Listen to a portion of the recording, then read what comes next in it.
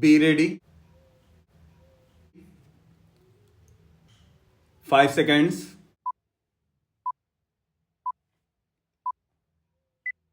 Start. Honorable members, insolvency and bankruptcy code is among the biggest and most impactful economic reforms undertaken in the country.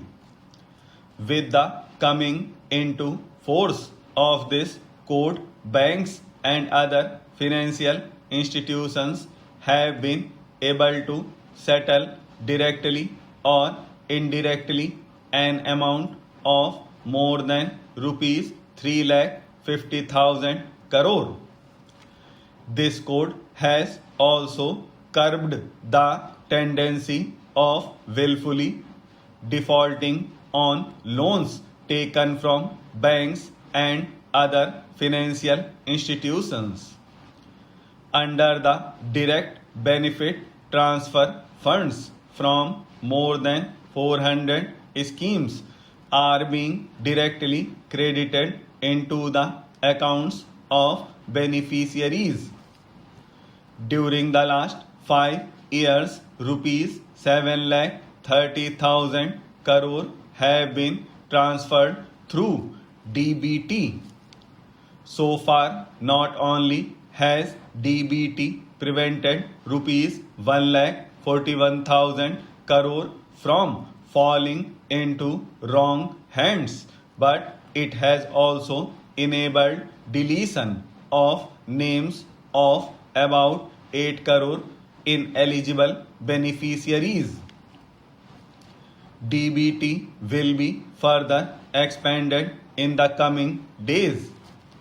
I would urge the state governments to use DBT in more and more schemes.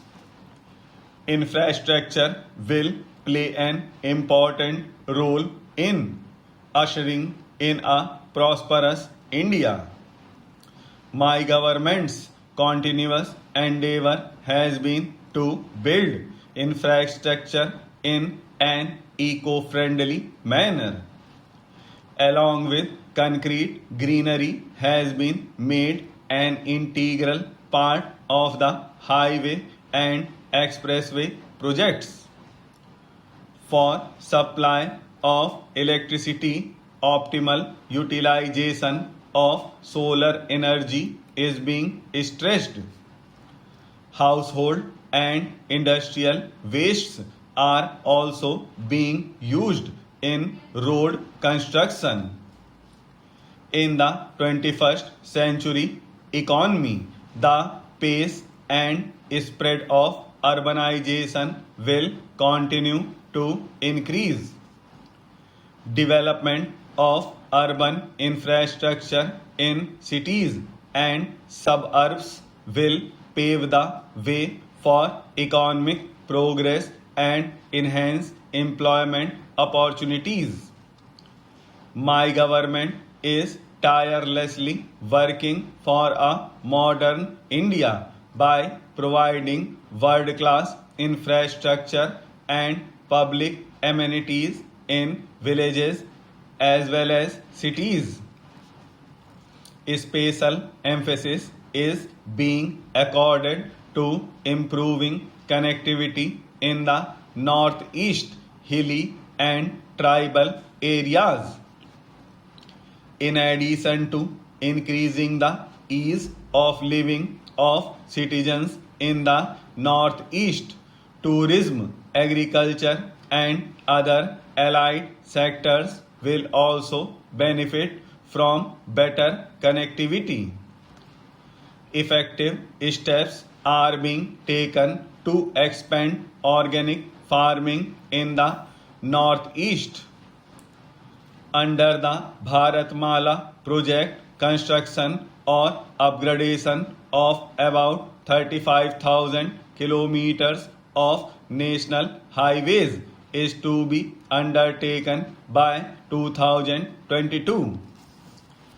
In addition, under the Sagarmala project, a network of good quality roads is being constructed in coastal areas and areas adjoining ports in the vast country. Honorable members, urban transport infrastructure is being created to cater to present and future requirements. While developing infrastructure, attention is also being given to addressing the challenges posed by pollution. My government is developing a transport system which is not only fast and safe but is also environment friendly. For this, special emphasis is given to public transport. Metro rail network is being expanded rapidly in several cities. The facility of One Nation, One Card has been launched to realize the dream of seamless mobility. Similarly, electric vehicles are being promoted to reduce vehicular pollution. The network of electric charging stations is also being expanded rapidly. Modern amenities like gas grid and I-ways are being developed at a rapid pace. PNG based domestic fuel and CNG based transportation systems are being developed. In modern India, we are according a special emphasis on production of biofuel. Prior to 2014, about 67 crore liters of ethanol was being blended. This year, we have set a target of about 270 crore liters for ethanol blending. Enhancing the use of blended ethanol will not only benefit our farmers but also safeguard the environment. Further, it will reduce import of petroleum products, thus saving foreign exchange. My government is fully devoted to make the flow of Ganga uninterrupted and pollution free. Recently, encouraging evidence of revival of aquatic life at several locations along Ganga have been reported.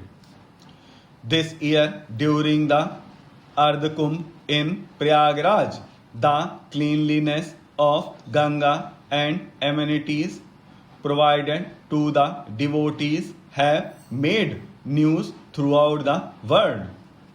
My government has enhanced the dignity and self-esteem of every person who contributed towards the successful organization of Ardh Kumbh by honoring them. Under the Namami Gange scheme, my government will further accelerate the campaign for closure of drains releasing effluents in the river Ganga. On the lines of river Ganga, the government will also endeavor to clean up other rivers such as Kaveri, Narmada, Yamuna and Godavari. My government is making earnest efforts for conservation of forests, wildlife and the environment. In recent years, forest and tree cover has increased by more than 1%. During the last 5 years, protected areas in the country have also increased. In 2014, the number of protected areas in the country was 690. which has now gone up to 868. To address the challenges posed by air pollution, National Clean Air Program has been started in 102 cities. Solar energy plays an important role in reducing the adverse effects of climate change and global warming. Proactive efforts of India have resulted in the better future.